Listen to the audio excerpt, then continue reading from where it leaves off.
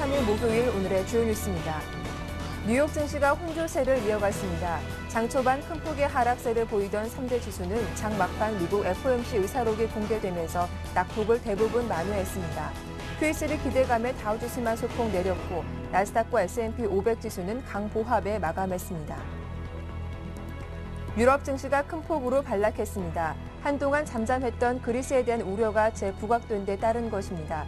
국가별로는 영국이 1.45% 하락했고 독일과 프랑스는 각각 1.12%, 1.41% 떨어지며 주요국 지수가 1% 이상 하락했습니다.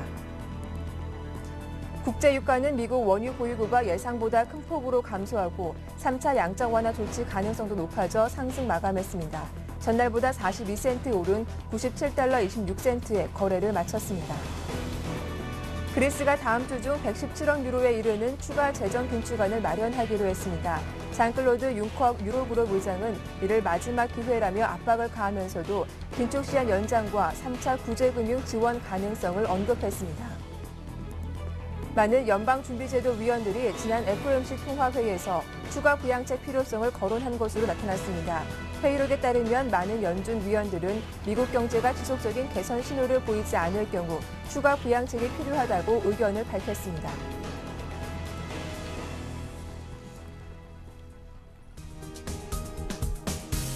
안녕하세요. 굿모닝 대박 예감 박미라입니다.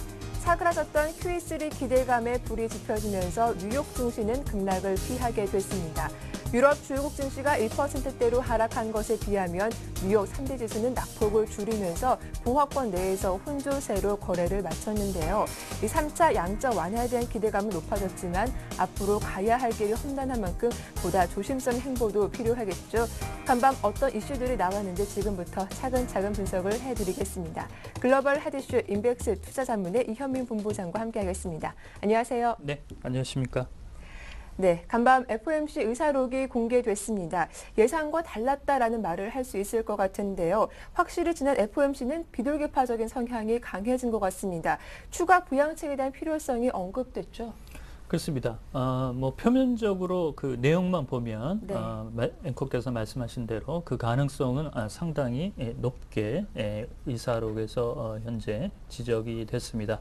지난 7월 31일과 8월 1일에 FOMC 연방공개시장위원회가 열렸었는데요. 추가 경기 부양, 우리가 이제 짧게 QE3라고 얘기를 많이 하는데요. 이런 부분의 필요성은 아주 적극적으로 개진이 됐습니다. 그렇지만 여기에 이제 단서를 달았는데요. 미국의 경기 지표, 경제 지표가 지속적으로 개선되지 않을 경우에 한해서 추가 경기 부양의 카드를 뽑자라는 부분에 위원들의 다수 공감이 이루어졌습니다. FOMC 회의가 끝난 이후 8월부터 현재까지 미국의 소매 판매나 신규주택 판매, 경기 선행 지수가 현재 호조세를 유지하고 있다는 점이 조금 더 기대를 약화되는 흐름이라고 볼 수가 있겠는데요. 지난 FOMC 회의를 통해서 자산 매입 방안에 대해서도 미국의 국채 매입과 모기지 담보부 증권 이런 내용도 함께 거론이 됐는데요. 이런 점에서 국채 매입 선호 성향이 조금 더 강했다라는 점이 특징이라고 볼 수가 있겠습니다. 또한 위원들은 현재 제로금리 수준을 내놓고 있는 2014년까지의 내용을 추가적으로 더 연장할 수도 있다라는 부분에 의견이 모아지고 있어서 빠르면 9월 FOMC 미팅에서 제로기간 연장, 제로금리 연장 수준 이런 부분은 나올 수 있는 가능성도 있다라고 볼 수가 있겠습니다. 네, 사실 최근 발표되는 경제 지표 비교적 긍정적으로 발표가 되고 있는데 이번 9월 FOMC에서 QE3가 나오지 않는다면 연내 양적 완화는 물 건너가는 겁니까? 의사록이 발표된 이후에 네. 시장의 반응은 9월에 QE3가 나오지 않을 수도 있다라는 쪽에 이제 무게감을 좀 실었다라고 볼 수가 있겠습니다. 앵커께서 현재 지적하신 대로 올해 내내 현재 기다리고 있는데요. 실제적으로 올해 내에 나올 수 있을까라는 의구심도 이제 올라간다라고 볼 수가 있겠습니다. 그런 점에서는 이달 말 있을 잭슨홀 연설에서 버냉키 의장이 어떤 발언을 할 것인가라는 부분이 현재 초미의 관심사인데요. 어제도 잠시 말씀을 드렸지만 2010년도에 QE2에 대한 시사를 잭슨홀에서 했었습니다. 그래서 이번 잭슨홀 그 연설을 통해서 9월 FOMC 미팅 때 QE3가 나올 수 있을지 여부를 버냉키 의장의 힌트를 현재 기다린다고 볼 수가 있겠는데요. 시점을 보면 9월 10일과 13일 양일간 연방공개시장위원회 회의가 있고 10월에는 23일과 24일에 있고 12월에는 11일과 12일 양일에 걸쳐서 있습니다. 그렇지만 미국은 이제 11월 6일에 대선이 있고 연말로 갈수록 재정 감축에 따른 공화당과 민주당의 힘겨루기가 남아 있어서 시점으로서는 9월 달에 나오는 것이 가장 좀 바람직하지 않을까라고 볼 수가 있겠습니다.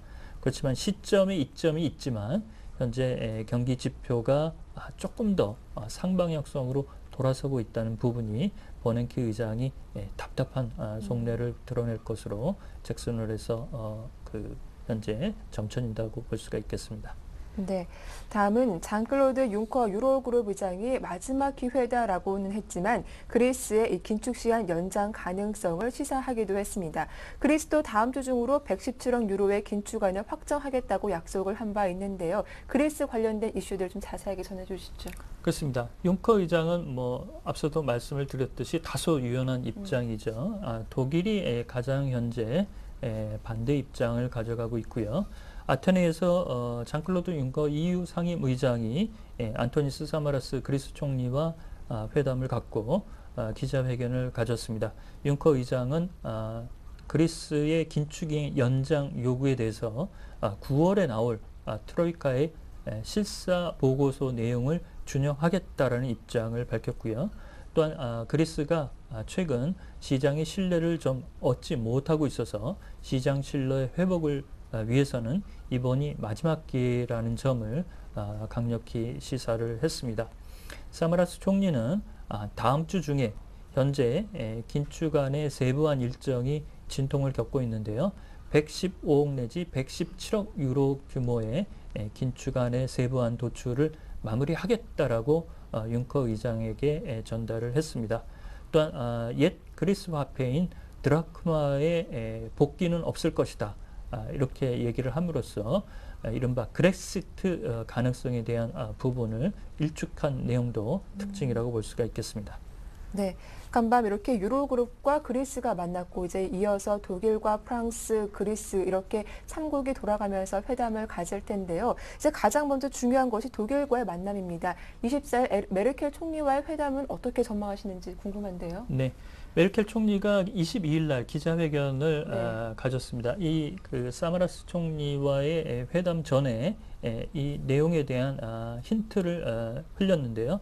메르켈 총리는 동유럽의 몰도바 국가의 키시나우에서 기자회견을 통해서 이번 24일 사마라스 총리와 독대를 하더라도 특별한 내용은 없을 것이다 라고 밝히면서 9월 나올 트로이카 실사단의 내용을 보고 이를 결정하겠다라고 얘기를 하고 있습니다.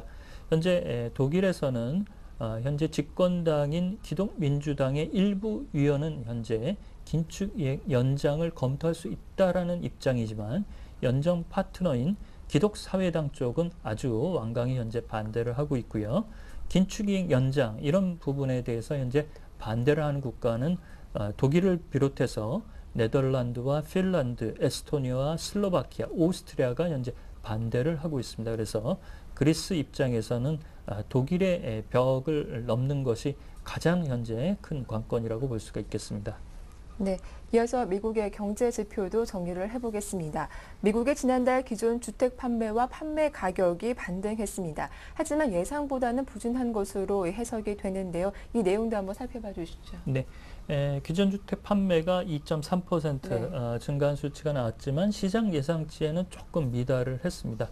이런 점에서 오늘 뉴욕 증시가 급격하게 오름세가 좀 나타나지 못하는 부분도 있었는데요.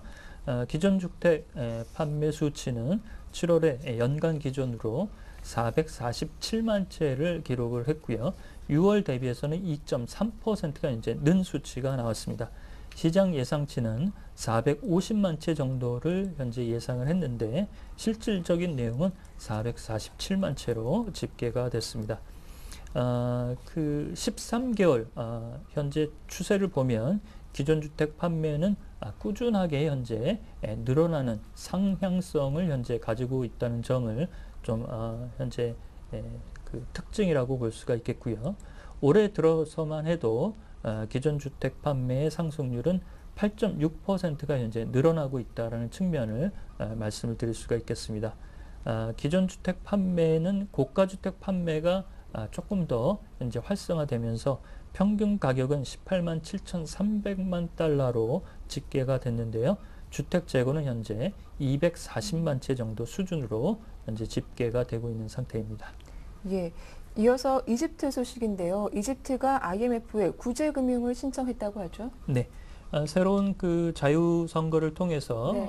대통령이 들어선 이후 현재 그 식량난이나 이런 어려움을 겪고 있죠. 이집트가 IMF에 경제 회복 이런 쪽에 힘을 보태달라 이런 쪽으로 48억 달러의 구제 금융을 신청을 했습니다.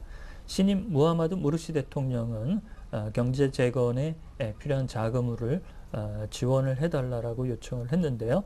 라가르드 IMF 총리가 이를 확인을 했고 종전 32억 달러에서 현재 다소 늘어난 수치라고 볼 수가 있겠습니다. 이집트는 호스니 무바라크 대통령이 30년 동안 집권을 하다가 지난 2010년 밀 가격이 폭등하면서 세계 밀 수입 1위 국가가 이집트로 볼 수가 있겠습니다. 그 배고픔에 굶주린 민중 시위로 인해서 작년 2월에 대통령이 이제 하야를 하고 그 자유선거를 통해서 신임 무하마드 무르시 대통령이 현재 취임을 했는데요. 이집트의 정정 불안은 이렇게 안정적인 추세로 현재 좀 빠르게 가닥을 잡아간다라고 볼 수가 있겠습니다. IMF는 48억 달러를 집행할 경우에 현재 38개월 거치 5년 만기 상환으로 이율은 약 1.1% 전후 수준에서 현재 회담이 이어지는 것으로 현재 알려지고 있습니다.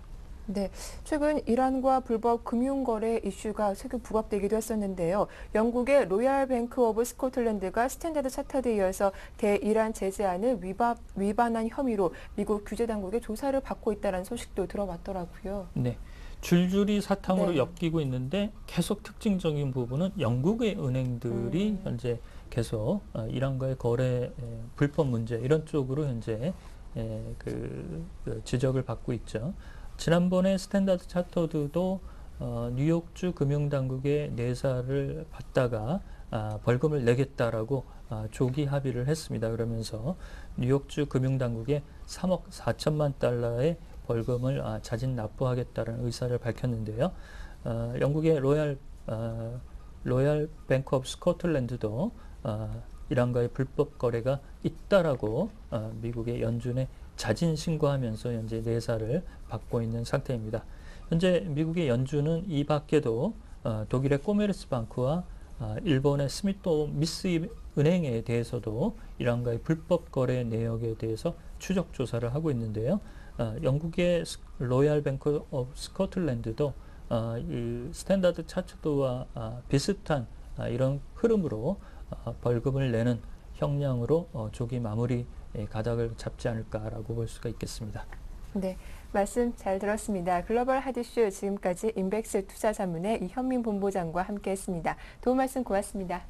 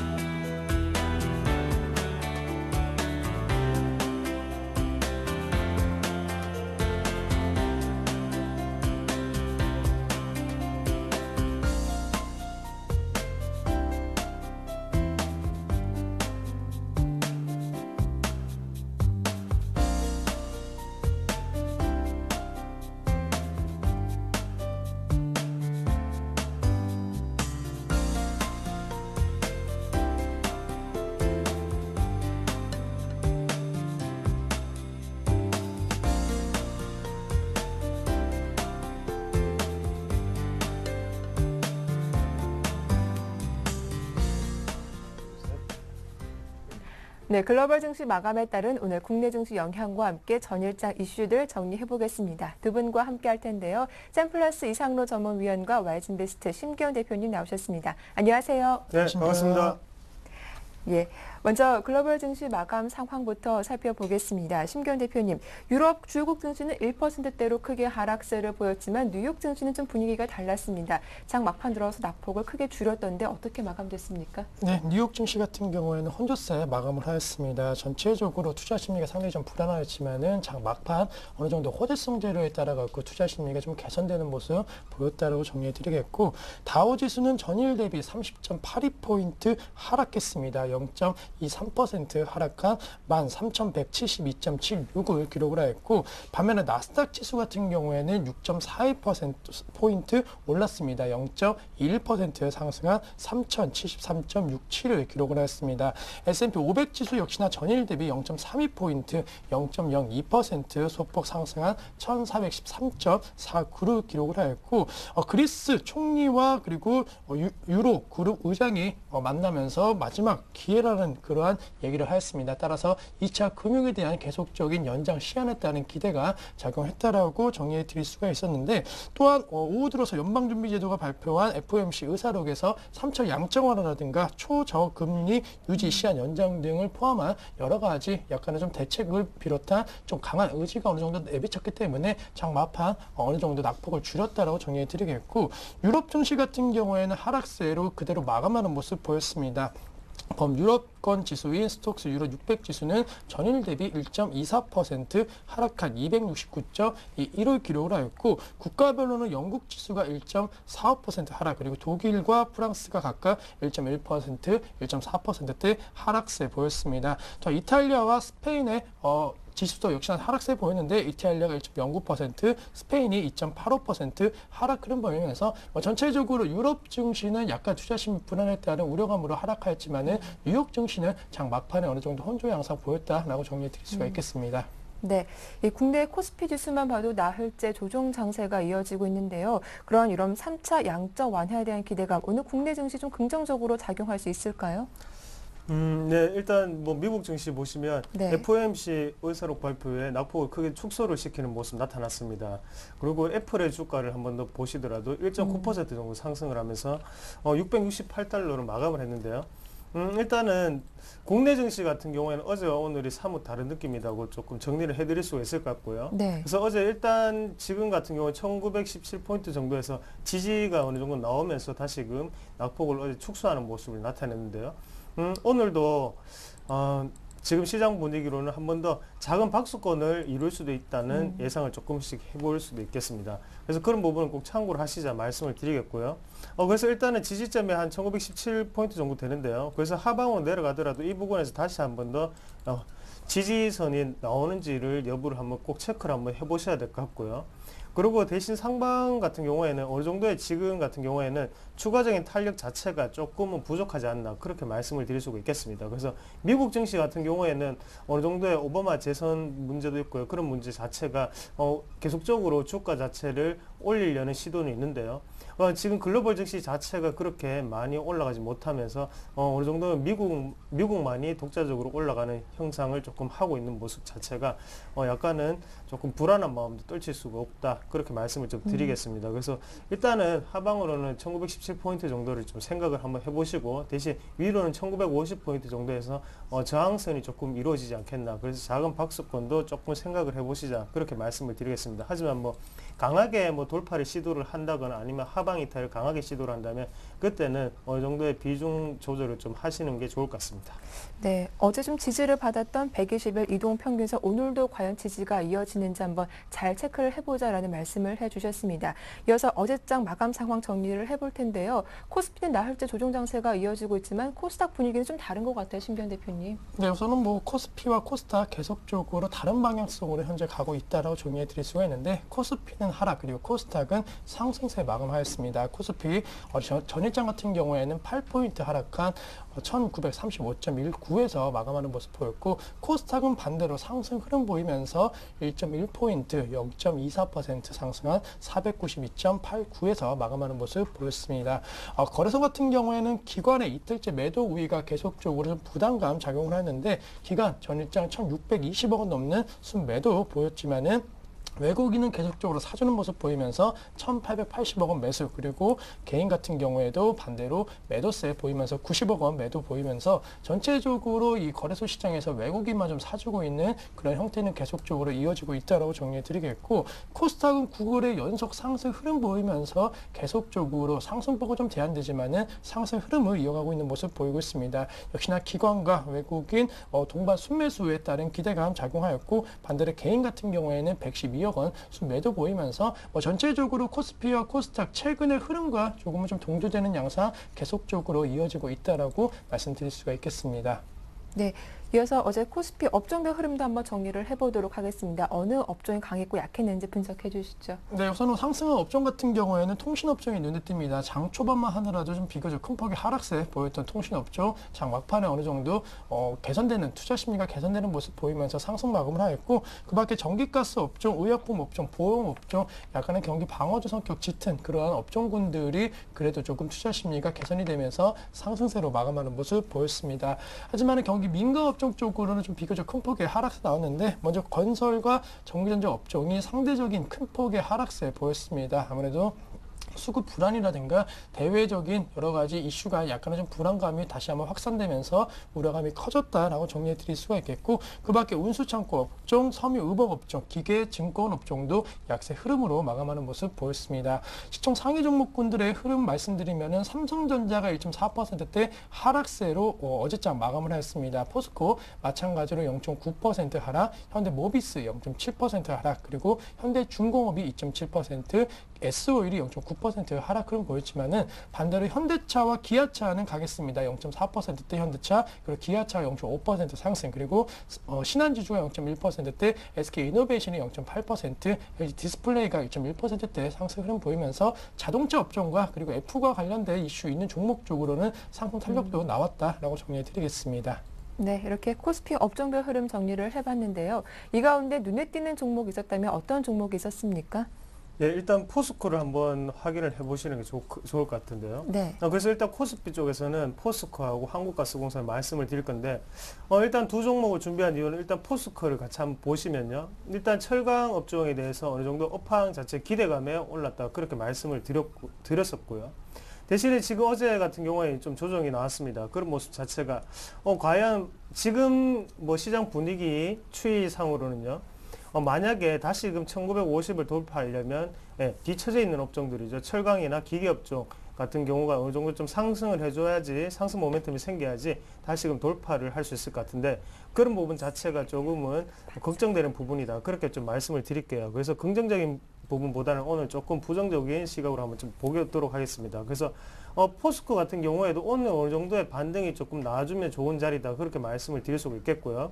그래서 지금 한번 안에 한번 보신다면 중국 쪽에 어느 정도 업체들과의 지금 가격 경쟁력이 조금 뒤처지는 모습이 나타나고 있습니다. 그래서 포스코 같은 경우에도 약간은 좀 하락하는 모습이 나타났는데, 일단은 뭐 기술적 분석을 한번 해보시더라도요. 일단 저점에서 지금 제가 일봉을 보면서 말씀을 드리겠습니다. 어느 정도 지금 박스권 돌파를 하고 난 다음에 조정이 조금 나오고 있는 형상인데, 이 모습에서 어느 정도는 다시금 우상향 탄력이 붙는지를 꼭 확인을 해보셔야 된다. 그래서 철강 업종이 어느 정도 올라줘야지 1950을 재타령할 수 있는 계기가 되지 않겠나, 그렇게 말씀을 좀 드리겠습니다. 그래서 일단 기대감에 오르는 종목이 포스코였고요. 그리고 한국가스공사를 한번 같이 보시면요. 잠시만 좀 기다려 주십시오. 네. 예, 한국가스공사 같은 경우에는 또 신고가를 또 돌파를 했습니다. 그러면서 52주 신고가를 또 다시 돌파를 했는데요. 안에 내용을 한번 살펴보시더라도 일단 모잠비크 가스전에 대해서 가치가 다시금 부각되면서 지금 신고가를 돌파를 했는데, 그만큼 지금은 신고가를 갔던 종목군이 또다시 한 번 더 신고가를 돌파를 하는 그런 수급의 불균형이 조금 이루어지고 있다, 그렇게 말씀을 드리겠습니다. 그래서 지금 같은 시장 분위기를 한번 보시더라도 화장품주라든지 아니면 게임주 같이 실적이 어느 정도 동반되는 주식들이 지금은 신고가를 계속적으로 가고 있는 추세죠. 그런 부분은 꼭 참고를 하시고요. 그래서 지금 같은 경우는 기대감보다는 실적, 그래서 실적에 무조건 뒷받침되는 종목군이 훨씬 더 지금 시장 분위기와 맞다, 트렌드와 맞게 들어가는 종목군이다. 그렇게 말씀을 다시 한 번 더 드리겠습니다. 네, 최근 시장에서는 실적이 뒷받침되고 있는 종목이 더 강세를 보이고 있다라고 또 정리를 해주셨습니다. 이어서 코스닥의 업종별 흐름 정리를 해볼 텐데요, 심기현 대표님. 네, 코스닥 같은 경우에는 업종 엇갈린 양상으로 마감이 되었습니다. 먼저 강세 업종 말씀드리면 통신 서비스 그리고 의료정밀기기 업종제가 2% 넘는 상승세로 강세 흐름을 보였고, 그밖에 오락문화 그리고 출판 매체 복제 업종, 제약 그리고 방송 서비스가 1%대의 상승 흐름을 보였습니다. 반면에 인터넷과 비금속, 컴퓨터 서비스 그리고 정보기기, 유통, 반도체 업종까지 좀 하락 흐름 보였는데, 시총 상위 종목군 같은 경우에는 상승과 하락 더욱더 뚜렷한 방향성을 보인 하루였습니다. 셀트리온 4.1%대 급등세, 그리고 파라다이스 마찬가지로 4.3% 급등, 젠백스 4.4%, CJEN은 3%대, SM이 2%대에서 상승, 그리고 솔브레인이 3.7%대 강세 흐름 보이면서 시총 상위 종목군들 오른 종목의 상승폭은 상당히 눈에 띄었다고 정리해 드릴 수가 있겠고, 반면에 하락한 종목 다음은 2.9%대 하락, 그리고 서울반도체가 1.3%대, CJN이 3.4%대, 성우하이텍 2.1%대, 그리고 이오테크니식도 2.2%대, 그리고 전반적으로 지금 시점 약간 하락폭 나왔던 종목 중에서는 멜파스 1.4%, 네페스가 2.6%대 하락 흐름 보이면서 전체적으로 모멘텀이 있고, 그리고 시장의 관심도가 높아지고 있는 종목 같은 경우에는 그 투자 심리가 개선이 되면서 장 후반까지 상승폭을 확대하고 있는 모습 보였습니다. 하지만은 하락한 종목 같은 경우에는 약간은 차익 매물 나오고 있는 종목도 있고, 업황 부진했다는 우려감 나오고 있는 종목도 있기 때문에 전체적으로 코스닥 시총 상위 종목군에 있어서 분위기는 그래도 좀 시장 대비 어느 정도 강하지 않았나라고 말씀드릴 수가 있겠습니다. 네, 이렇게 코스닥 업종별 흐름 정리해봤는데요. 역시나 이 가운데서도 살펴볼 만한 종목은 어떤 종목입니까? 예, 어제 시장 같은 경우에 테마를 주로 이뤘다면요, 시스템 반도체 분야를 조금 말씀을 드리고 싶은데요. 일단 삼성전자의 오스틴 공장에 대해서 신규 메모리 라인 자체를 시스템 반도체로 라인으로 바꾸겠다, 전환하겠다는 소식이 있었습니다. 거기에 대해서 어느 정도 시스템 반도체 분야가 다시금 강한 상승세를 보였다, 그렇게 말씀을 드릴 수가 있겠고요. 그 중에서 알파칩스 같은 종목군 같은 경우에는 어제 상한가를 기록을 했죠. 그만큼 강한 상승세가 조금 동반되지 않았나, 그렇게 말씀을 드릴 수가 있겠습니다. 그래서 일단은 시스템 반도체 분야 같은 경우에 아직까지 우리나라 같은 경우에는 투자를 조금 많이 하고 있는 실정입니다. 그래서 아직까지는 조금 돈을 조금 더 필요로 하는 상황이고요. 그런 부분에 있어서 아직까지 접근하기는 조금 애매한 순간이 아닌가, 그렇게 말씀을 드릴 수가 있겠습니다. 그래서 기술적 분석을 한번 해보시더라도 일단 거래량 자체가 대부분 다 위쪽에 가격대가 다 몰려 있습니다. 그만큼 저항선을 뚫기는 조금 쉽지 않다, 그렇게 말씀을 드릴 수가 있겠고, 오늘 제한적인 상승이 좀 더 있을 수는 있겠지만 추가적으로 장기적으로 한번 보시더라면 위에 있는 저항선을 돌파하기에는 시간이 조금 많이 필요해 보인다, 그렇게 말씀을 드릴 수가 있겠고요. 그리고 한 가지 더 말씀을 드린다면요, KG이니시스를 조금 말씀을 드리고 싶은데, KG이니시스 같은 경우에는 최근 들어서 모습이 상당히 좋죠. 그래서 어제 같은 경우에도 9,550원까지 올라왔다가 이제 장중 낙폭을 조금 시켰는데요. 그런 부분 자체가 지금은 시장의 분위기는 일단 KG이니시스 같은 경우에는 인터넷 결제 시장의 점유율 1위를 차지하고 있는 기업입니다. 그래서 55% 정도를 육박하는데 그만큼 지금 시장은 1위를 좋아하고, 그리고 지금은 향후의 성장성, 기대감, 그리고 실적이 뒷받침되는 종목군이 강하게 탄력 있게 가는 모습을 나타내고 있다, 그렇게 말씀을 드릴 수가 있겠고요. 그래서 코스닥 종목군을 매매를 하실 때는 어느 정도 실적 그리고 기대감 을 꼭 한 번 더 체크를 하시고, 그리고 점유율 자체가 어떻게 되는지도 한번 체크해 보시죠. 그래서 추가적으로 오늘 같은 경우에 어느 정도의 상승폭을 다시금 크게 나타낼 수 있는 종목군을 좀 들어본다면요, 일단 무선 충전 관련주죠. 그래서 네. RF텍 같은 종목군 다시 한번 같이 보시면 일단은 계속적으로 삼각수렴 형태를 지금 띄고 있습니다. 그래서 고점에서 어느 정도 물량 자체를 모으는 모습인데요. 그래서 지금 같은 경우에는 의미 있는 갭이 조금 나오지 않았나. 그래서 자세하게 보시면 여기에 갭이 조금 있습니다. 이런 부분 자체가 다시금 가격대 자체를 하단을 조금 지켜주는 계기가 되었다, 그렇게 보시면 좋겠고, 그래서 이런 종목군은 한 번 더 실적이 동반되고요. 그리고 지금 3분기에 대한 기대감이 있기 때문에 무선 충전 관련주는 꼭 한번 지금부터라도 눈여겨보시자. 그래서 장기적으로 홀딩을 하시더라도 좋은 관점으로 볼 수 있다. 그렇게 말씀을 드리겠습니다.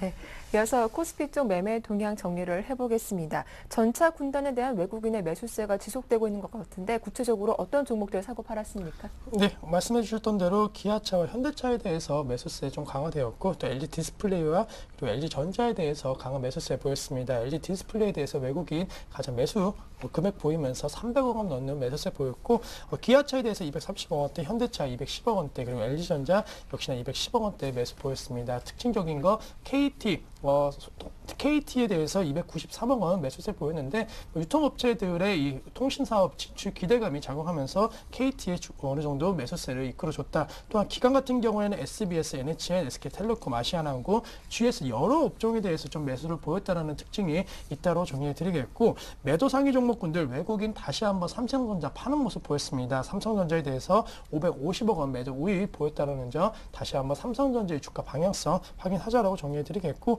그 밖에 현대글로비스, 현대제철, GS, NHN에 대해서 매도세 그리고 기관의 현대중공업, LG 디스플레이, 삼성전기, 삼성전자, 현대제철에 대해서 매도세 보이면서 기관은 이 전기전자 업종에 대해서 매도세가 좀 지속되고 있다는 점 참조하자라고 정리해 드릴 수가 있겠습니다. 네, 이어서 코스닥 쪽 매매 동향도 정리를 해보겠습니다. 이상로 전문위원이 살펴봐 주시죠. 네, 코스닥 외국인 순매수 상위 종목부터 한번 살펴보시면요. 일단은 1위 같은 경우에는 셀트리온이 차지했습니다. 그리고 컴투스, XM, 그리고 성광밴드, 그리고 오스템 임플란트 같은 종목군이 있고요. 그리고 기간의 순매수 상위 종목 보시면 CJ 프레시웨이, 그리고 CJ ENM, 그리고 파라다이스 SM, 셀트리온 같은 종목군을 매수를 했는데요. 외국인 같은 경우는 지금 실적에 집착하고 있다. 그렇게 말씀을 정리를 좀 해드릴 수가 있겠습니다. 그래서 지금 최근 들어서 의약품이라든지 아니면 바이오, 제약업종이 상당히 모습이 좋습니다. 그런 모습 자체가 일단 셀트리온 같은 경우에는 시총 1위 종목이죠. 그런 부분에 있어서 지금 추가적인 상승 계기가 좀 마련되지 않나 그렇게 말씀을 드릴 수가 있겠고요. 하지만 위에 어느 정도의 저항이 있기 때문에 돌파를 하기에는 시간이 조금 걸릴 것 같다 그렇게 말씀을 드릴 수가 있겠고 컴투스라든지 SM, 성광밴드 그리고 오스템 임플란트 같은 종목군도 실적 자체가 2분기에 워낙 잘 났기 때문에 어느 정도 추가적인 상승을 기대할 수 있는 종목군에 베팅을 하고 있다 그렇게 정리를 해드리겠습니다. 그리고 코스닥 외국인 매도 상위 종목 한번 살펴보시면 다음 그리고 파라다이스, 메디포스트, JC 같은 종목군이 있고요. 그리고 기관 같은 경우 위메이드, 그리고 SM, CNC, 덕산아이메탈, 플렉스컴 같은 종목군이 있는데 일단 코스닥 IT 부품 쪽으로 해서 지금 조금 쉬어가는 차익실 매물이 조금 나오고 있는 상태다 그렇게 말씀을 드릴게요. 그래서 IT 부품 같은 경우에는 당분간에 지금 FPCB 관련주면 어느 정도의 조정이 조금 필요한 구간이다 그렇게 말씀드리겠습니다. 대신에 추가적인 상승 여력은 분명히 남아있다. 매수의 기회로 삼으시자 그렇게 말씀드리겠습니다. 네, 말씀 잘 들었습니다. 지금까지 두 분과 함께했죠. 샘플러스 이상로 전문위원, 와이즈인베스트 심경 대표님 모두 수고 많으셨습니다. 고맙습니다. 감사합니다. 네, 고맙습니다.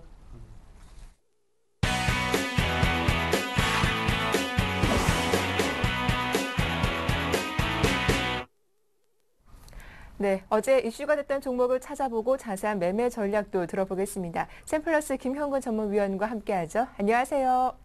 안녕하십니까. 예, 오늘 소개해 주실 종목은 어떤 종목입니까?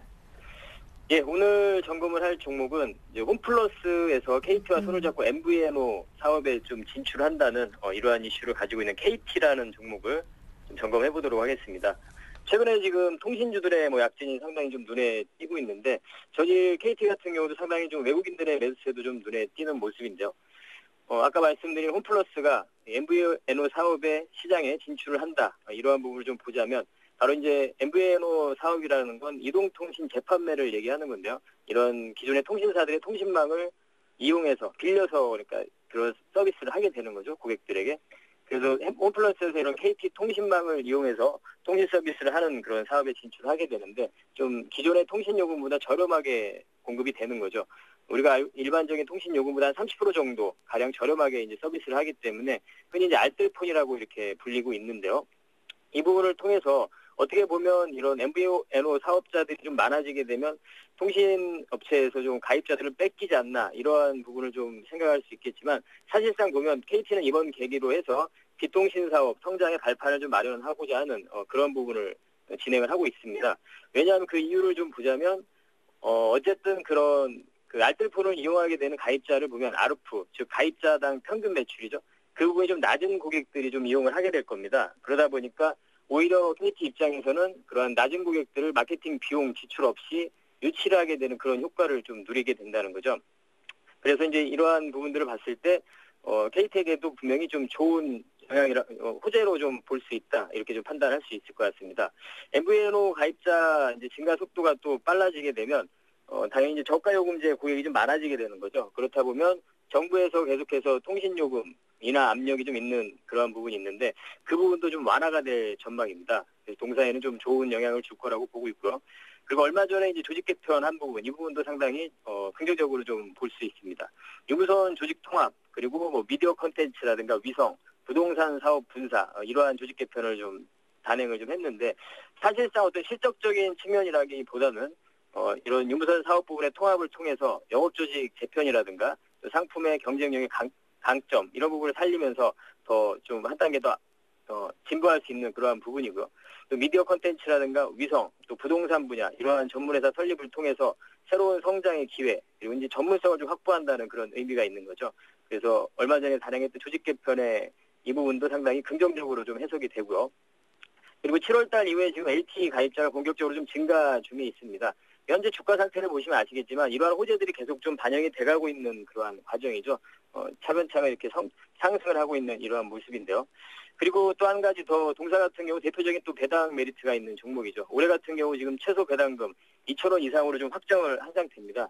그래서 이러한 또 한 가지 투자 포인트도 있고요. 자회사 PC카드라든가 스카이라이프 이러한 회사들의 실적도 지속적인 호전 양상을 보여주고 있기 때문에 이러한 여러 가지 좀 주가 상승에 호재로 좀 볼 수 있는 이러한 부분들 요인들이 좀 있기 때문에 현재 좀 관심을 가지고 또 매매에 좀 가담을 해도 괜찮은 종목이다 해서 오늘 체크를 해드립니다. 차트를 좀 보시면서 매매에 좀 가담하시고자 할 때 매매 전략을 좀 말씀드립니다. 지금 일단 한 달 정도에 우리가 6월 달에 좀 저점을 형성하고 나서 상승을 한 이후에 한 달 정도 옆으로 좀 횡보하고 그 구간을 다시 좀 돌파하고 상승을 해주는 모습입니다. 장기 이평선마저도 한 달이라는 그런 기간 동안 잘 소화를 거치면서 매물 소화를 거치면서 상승을 했기 때문에 추가적인 상승도 가능하다고 보고 있습니다. 매매에 접근하실 때는 매수가는 34,000원에서 35,000원 약간의 조정 구간이 들어올 때 좀 분할해서 매수를 말씀드리고요. 목표가는 4만 원, 좀 중장기로 해서 4만 원 정도 말씀드리고요. 순저가는 32,000원 이렇게 제시해드리도록 하겠습니다. 네, KT 대응 전략 살펴봐 주셨습니다. 다음 살펴볼 종목은 어떤 종목인가요? 네, 다음 살펴볼 종목은 전일 이제 삼성전자에서 시스템 반도체 미국의 이제 오스틴 공장의 이 부분을 메모리 라인을 시스템 반도체 생산 라인으로 전환한다는 이러한 소식으로 관련주들이 좀 상승을 했었죠. 알파치스 같은 종목은 상한가도 갔었고, 아이테스트라든가 시그레틱스, 또 동사 이러한 종목들의 좀 변동성들이 좀 나타났는데요. SDS 반도체를 한번 체크를 해보도록 하겠습니다. SDS 반도체 같은 경우는 지난 4월 달이었죠. 4월 달에 좀 BW 발행 700억 원 규모의 신주 인수권 부서체 이 부분을 좀 발행을 하면서 그러한 공시를 하면서 하한가를 좀 맞게 됐죠. 그리고 나서 뭐 지속적으로 좀 하락을 한 모습인데 최근에 주가는 좀 어느 정도 하락을 멈추고 좀 바닥을 좀 다져나가는 그러한 구간이 아닌가 이렇게 좀 보여지고 있습니다. 2분기 실적을 좀 봤을 때는 좀 시장치에 좀 부합하는 정도였습니다. 약간의 감소는 했습니다만 시장치에는 좀 부합하는 정도였고 아까 말씀드린 그런 BW 발행으로 인해서 주가가 좀 하락을 했는데 그런 BW 발행의 좀 이유를 우리가 좀 살펴볼 필요가 있을 것 같습니다. 동사 같은 경우 이제 현재 지금 글로벌 후공정 업체로 성장하기 위해서 필리핀 현지 반도체 공장을 성공적으로 좀 가동을 하고 있습니다. 지난해부터 해서 올해 이제 제품의 고도화 대응을 위해서 인프라 구축이라든가 지속 성장을 위해서 9월달에 지금 완공을 목표로 하고 천안의 제2공장을 건설 중입니다. 그래서 그러한 부분 때문에 사실은 BW 발행을 한 거로 판단이 듭니다. 이 공장에 필요한 그런 설비 투자를 위해서 그런 BW 발행을 한 거기 때문에 이런 앞으로의 성장을 위한 선택이라고 보고 있고요. 그래서 이러한 부분에 있어서 좀 중장기 성장을 위한 좀 진통 구간이 아닌가 주가의 부분은 이렇게 좀 판단이 되고 있습니다. 이러한 BW 발행으로 인해서 지금 현재 주당 순이익이 한 20% 정도 희석 효과가 좀 발생을 하게 된다는 거죠. 그러한 부분 때문에 주가에 좀 어려운 국면에 좀 처해 있는 상황이죠. 근데 현 시점에서는 이러한 부분들이 거의 좀 반영이 다 되지 않았나 이렇게 좀 보여지고 있습니다. 2분기 아까 실적 같은 경우는 예상치에는 좀 부합했지만 약간 감소됐다는 부분은 PC 수요 위축이 돼서 약간 감소가 됐지만 지금 현재 뭐 EMPC라는 등 이러한 또 고부가 가치 패키징 제품 이 부분이 수익성이 상당히 좋기 때문에 이 부분은 하반기로 좀 갈수록 수익성이 좀 개선이 될 거라고 보고 있고요. 또 프리미엄급 스마트폰 출시 이런 부분이 또 지속이 되면서 앞으로 좀 실적적인 부분은 좀 개선되리라고 보고 있습니다. 그리고 이제 필리핀, 중국의 해외 법인 이 부분도 실적, 수익성이 좀 견조하게 증가를 하고 있는 상태고요. 그래서 앞으로 좀 지금 현재 상태는 좋지 못하지만 앞으로 더 좀 좋아질 거다.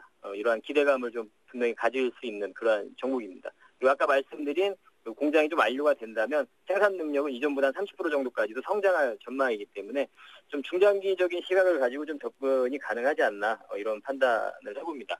차트를 좀 보시면서 매매에 좀 가담하실 때 매매 전략을 좀 말씀드리면 아직까지 사실은 이제 수급적인 부분도 좀 호조세를 보여주는 상태는 아니고요.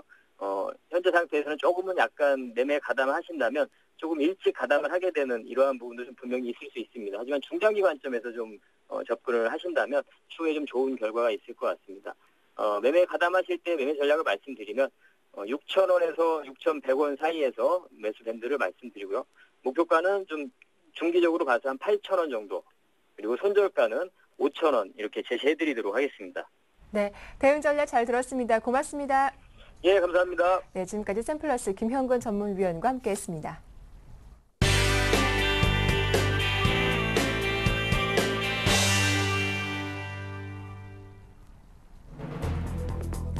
인천공항 지분 매각과 사는 금융지주 민영화, 수서발 KTX 운영권에 대한 민간사업자 선정 등 정부가 야심차게 추진해온 공공기관 선진화 정책 등 핵심 국책사업이 정치권 반대 등으로 사실상 중단됐습니다. 기업 개선 작업, 워크아웃 건설사를 두고 주채권은행과 프로젝트 파이낸싱 대주단이 자금 지원을 미루는 관행이 개선될 것으로 보입니다. 한국재택국제회계기준 도입 이후 기업별로 달랐던 상장사의 영업이익 산정 기준이 하나로 통일됩니다. 국제회계기준 도입 이후 영업이익 공시가 자율화되면서 투자자의 혼란이 가중되고 있다는 지적이 제기됐기 때문입니다. 현대 기아자동차의 노조 부분 파업 등으로 인해 현대차 포토와 기아차 봉고 등 소형 트럭의 출고가 지연되면서 이들 차량을 계약한 서민들의 속이 바짝 타고 있습니다. 네, 이슈앤이슈 오늘 순서는 서울경제신문 사회부의 나윤석 기자와 함께하겠습니다. 안녕하세요. 네, 안녕하세요. 네, 이번 정부가 야심차게 추진했던 국책 사업들이 줄줄이 좌초될 위기에 처했다고 합니다. 어떤 내용인지 자세하게 들어보죠. 네, 그렇습니다. 우선 국토부는 인천공항 지분 매각을 위한 법 개정안을 이번 9월 정기국회에 제출하지 않는 것으로 확인이 됐습니다.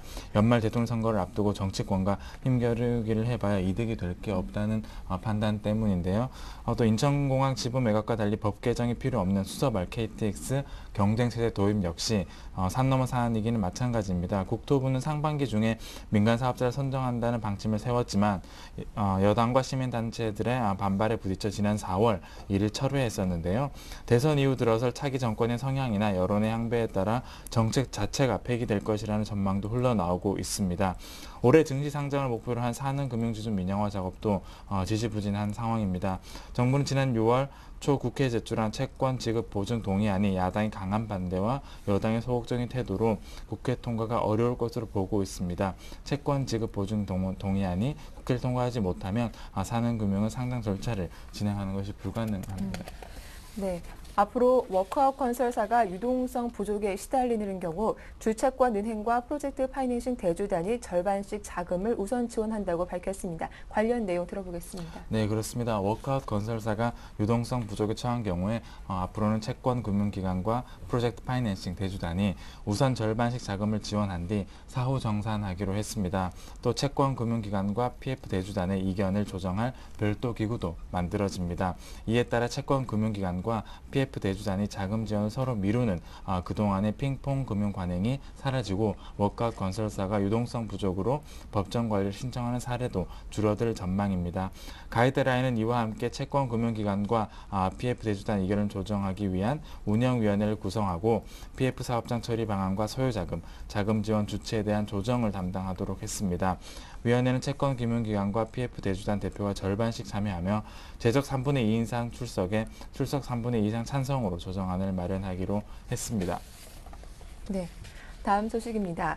그동안 기업 자율에 맡겨졌던 상장사의 영업이익 산정 기준이 하나로 통일된다고 합니다. 투자자의 혼란을 막기 위한 조치인데 어떻게 달라지게 됩니까? 네, 그렇습니다. 서울경제신문이 단독으로 입수한 한국회계기준원의 기업회계기준서 개정 초안이 때 따르면 그동안 기업에 따라 서로 다르게 산정됐던 영업이익이 매출액에서 매출 원가와 판매 및 관리 비용을 뺀 금액으로 통일이 됩니다. 또 앞으로는 사업보고서상의 영업이익 공시도 의무화되는데요. 다만 기업이 영업이익에 새로운 항목을 추가한 부분이 기업 영업 성과를 더 잘 나타낸다고 판단할 경우 해당 부분을 조정 영업이익 등으로 주석에 표시하는 것은 가능할 전망입니다. 네. 마지막 소식입니다. 생계형 소형 트럭인 포토의 출고가 지연되면서 서민들의 시름이 깊어지고 있다고 하는데요. 완성차 업체들의 파업이 계속 이어지고 있기 때문이죠. 네, 그렇습니다. 현대, 기아차 노조, 이 두 회사 노조의 부분 파업과 잔업 특근 거부가 이어지면서 포터2의 대기 기간은 최대 80일까지, 또 봉고3의 대기 기간 75일까지 늘어난 상황입니다.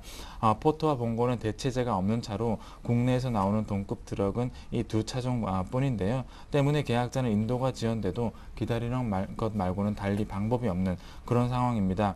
이런 가운데 두 회사의 노조 파업으로 인한 차량 인도 지연이 더 심화되고 있는 상황인데요.